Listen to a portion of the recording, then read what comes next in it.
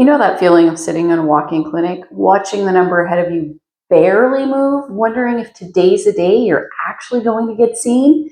Meanwhile, half a dozen practitioners who could genuinely help you are working out of offices all over your town, and most of us have never even thought to call them. Nobody talks about that. We've been trained to treat one single appointment as the only real option and everything else as some kind of backup plan you only turn to once you've officially given up.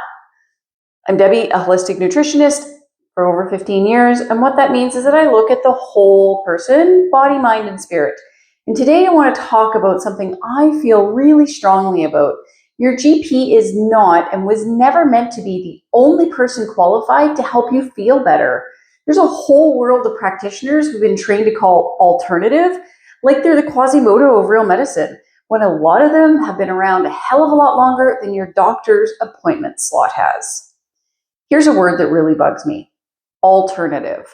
Like acupuncture, herbalism, chiropractic care showed up out of nowhere trying to steal patients from real medicine. Acupuncture and herbal medicine go back thousands of years. Ayurvedic medicine out of India is one of the oldest documented healing systems on the planet and is still practiced worldwide today. Chiropractic care has been around since the 1890s. These aren't the new kids crashing the party. In a lot of cases, they were the original party long before pharmaceuticals ever existed. Modern medicine, as we know it, standardized, university-based, one right way, really only dates back to 1910, when the Flexner Report rewrote the rules for what counted as legitimate medical schools in North America.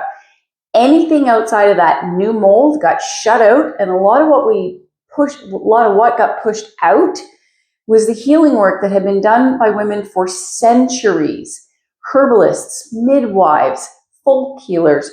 That was women's work long before it was anybody's diploma. A chunk of them got labeled as witches for it, not because they were doing anything sinister, but because a woman with plant knowledge and a room full of patients who trusted her way more than the local physician was, let's say, inconvenient. I don't think that's an accident, and I don't think it's because the practice stopped working. I think it's because they never fit the new mold, and the people practicing them were pushed out on purpose. Let's start with one that drives me the most nuts because it's my actual field. The average doctor gets somewhere around 20 to 24 hours of nutritional education across their entire medical degree. Total. Some get less than that. That is not a typo. It's been studied and confirmed over and over. Meanwhile, my entire schooling was nutrition, full stop. And I got way more than 24 hours of it. That's for damn sure. And I still don't get to put doctor in front of my name. Make it make sense. And most of that little bit of training that they get is still built around the old food pyramid guide, which has been quietly falling apart for years. So when your doctor gives you food advice, ask yourself where it's actually coming from. Meanwhile, what goes on the end of your fork is where most of your health issues actually start. Not all of them, obviously. Genetics, accidents, and real diseases exist. But the fatigue, joint pain, brain fog, the stuff that people get told is just aging, a huge amount of that traces back to food.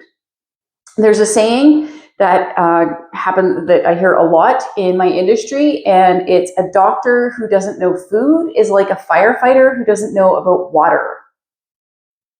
Water is the actual tool that puts out the fire. And somehow we built a system where the person we send in isn't necessarily trained on it. And here's the part that just makes me want to fucking scream. As a holistic nutritionist, I'm not allowed to diagnose, treat, or cure anything. These are the rules of my scope of practice, full stop. Registered dietitians, on the other hand, hold a protected, regulated title, and that comes with the legal authority to diagnose and prescribe nutrition therapy, meaning the standardized one-size-fits-all diet sheet that often comes from a person with the most legal power to hand it to you. not necessarily with the most personalized advice. Make that make sense. And I'll make it even simpler because I know some of you are visual. Picture your plate, your dinner plate. About 3/4 of it should be plants, vegetables, doing the heavy lifting. A smaller section, maybe 10%, for your healthy carbs like rice, potatoes, legumes, and around 15% or the rest of the plate, a clean protein like beef, fish, legumes, if that's your thing. That's it. Nobody needed a medical degree to figure that shit out, and you don't need one either. This is a part I actually want you to walk away with because I think a lot of us don't realize how much help is already sitting in our own town. I personally see my chiropractor, massage therapist, and physiotherapist on a regular basis. I've also used traditional Chinese medicine and acupuncture in the past for things that weren't getting solved anywhere else. Even the small towns that I've lived in have had some form of massage therapy, chiropractic care, or other complementary services available. You don't need a big city for this.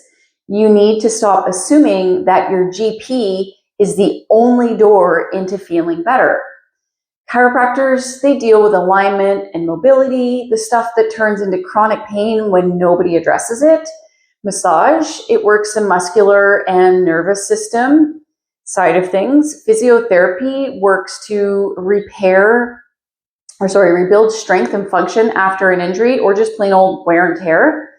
TCM, traditional Chinese medicine, and acupuncture, they look at the body as a connected system, kind of like holistic nutrition does, rather than one single symptom to knock it out. And a lot of people find real relief for the things that Western medicine has already shrugged at. And herbalists, genuinely underrated people.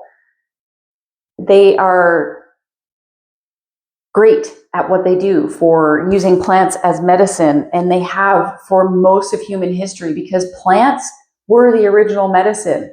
Aspirin is a derivative of a plant. So for most of human history, this is what we've used before it quietly got pushed into the not real science pile. Now, the barrier with a lot of these practitioners isn't finding one, it's the money. Most extended health plans in Canada cover 80 to 90% of your prescription costs, no problem. But flip that to the paramedical side, massage, chiro, naturopath, acupuncture, and a lot of plans cap that at about maybe $500 a year total for all of it combined. The system is happy to keep covering the pills, but the second you want something that isn't a pill, your coverage runs out within like 2 months of starting it.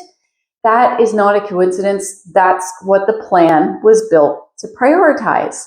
Now, none of this means to skip the doctor. If it's acute, an emergency, or you need imaging, blood work, or a diagnosis, that's your GP or ER territory, full stop. What I am saying is the in-between stuff, the chronic tightness, recurring pain, the thing that you've been told to just live with is exactly where the other practitioners earn their keep and where your GP was never trained or resourced to help you in the first place. I am not going to pretend that these practitioners are some secret shortcut with zero effort involved. You still have to fill out intake forms, hand over your medical history, especially here in Canada, where these are regulated professions. It's not a magic side door or a magic wand where nobody asks you anything. But for chiropractors and acupuncturists, you're often looking at days, maybe weeks to get in, not the 6+ weeks that your GP is going to be able to fit you into. Massage therapy is one of the exceptions here because it's genuinely a 4 to 6 week wait because massage therapy fixes so much and it's the one that is covered predominantly by healthcare plans in Canada. And yes, naturopaths get dismissed the fastest. Naturopaths go through years of dedicated medical training, including a strong focus on nutrition, botanical medicine, and how the body functions as a system, not as one specific part. Training your average GP simply doesn't get. In most provinces, naturopathic doctors are regulated as a health profession. They're licensed and they're held to a legislated scope of practice and subject to formal complaints and discipline process, the same basic structure as any other regulated healthcare provider. In a lot of those provinces, they can order much of the same standard blood work that your GP can: thyroid, iron, cholesterol, blood glucose, plus additional panels most GPs don't even think of, like comprehensive hormone testing or food sensitivity panels. So you're often getting a fuller picture than the standard 3-item requisition. That doesn't make a naturopath a replacement for your GP or a GP obsolete. It makes them 2 different, genuinely accountable tools, and treating one as legitimate and the other as fringe doesn't match the training or the oversight that either one has. Here's what I'd actually do if I was pissed off with wait times and visits that feel like you're getting nowhere. Stop treating alternative like a dirty word, because most of what falls under that label predates modern medicine by centuries. If something's been bothering you and your GP's answer is always some version of "that's normal" or "just live with it," look elsewhere. Call the chiropractor, book the massage, ask around about acupuncture or a naturopath in your area. And underneath all of it, pay attention to what's on your plate, because that's the piece you control every damn day. And it's the piece almost nobody in a white coat has the training or time to walk you through. Taking your health into your own hands doesn't mean rejecting doctors. It means understanding that they were only trained to cover a part of the picture, and the rest has real qualified people ready to help. People we've been quietly taught to second guess for no good reason. Next time something's off and the only answer you get is a shrug and a just "that's aging," remember, you've got more options than one appointment you can never get into. Chiropractors, RMTs, physios, TCM practitioners, acupuncturists, herbalists, naturopaths.